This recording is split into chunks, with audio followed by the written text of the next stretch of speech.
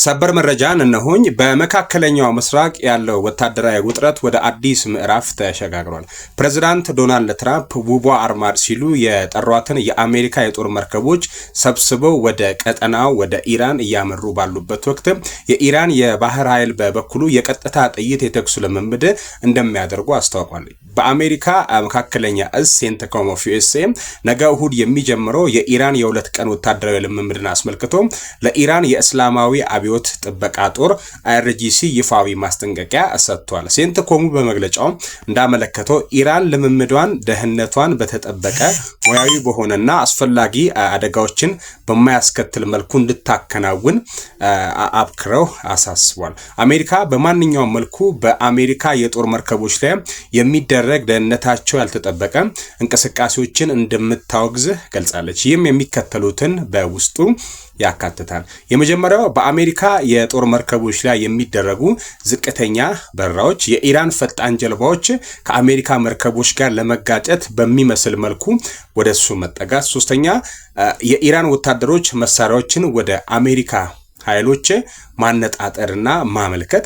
ይህ ማስጠንቀቂያ የተሰጠው በአሜሪካ ራሷ በክልሉ መጠነ ሰፊ የዝግጁነት ልምምድ እያከናወነች ባለችበት ወቅት ነው። ፕሬዝዳንት ትራምፕ በዩኤስኤ አብርሃም ሊንከን የሚመራውን የጦር መርከቦች ሰብስበው በማመልከት ሌላ ውብ አርማድ አሁን ወደ ኢራን እያንሰራፋች ትገኛለች።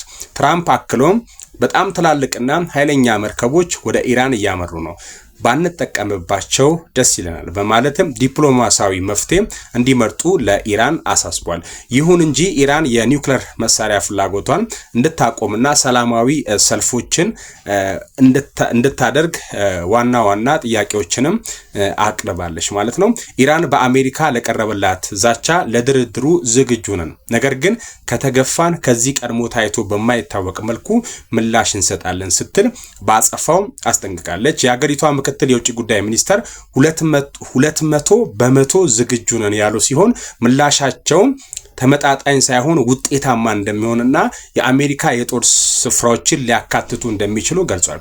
የኢራን ወታደራዊ ልምምድ የሚከናወንበት የሆርሙዝ ወሽመጥ ለዓለም አቀፍ የነዳጅ ንግድ ወሳኝ ስፍራ ነው። በየቀኑ በአማካይ 100 የሚጠጉ የንግድ መርከቦች በዚህ ወሽመጥ ውስጥ የሚያልፉ በመሆኑ እዚህ አካባቢ የሚነሳ ማንኛውም ግጭትና ጸብ የዓለምን ኢኮኖሚ በእጅጉ ሊያናጋው ይችላል ብላ ኢራን እንግዲህ አጸፋዊ ምላሽ ሰጥታለች።